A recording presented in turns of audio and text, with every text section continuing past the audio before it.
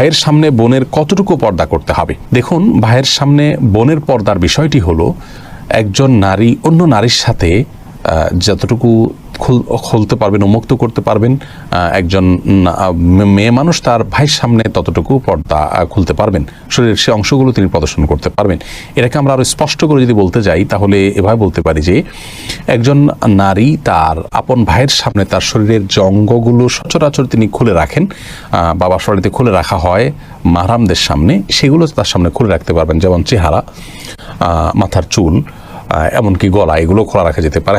হাতের গোছা, পাও, এগুলো আপনার ভাইয়ের সামনে আপনি খুলতে পারেন এবং বাবার সামনে এগুলো প্রদর্শন করতে পারেন। কিন্তু এর বাইরে আপনার আজকাল একটা নির্লজ্জতা আমরা দেখতে পাচ্ছি, সেটা হলো যে অনেক পরিবারে আপনার ভেতরে বাইরে নারীরা শর্ট পোশাক আশাক পরে থাকেন, সেটি কোনো অবস্থাতে জায়েজ নয় এবং সেটা আপন ভাইয়ের সামনে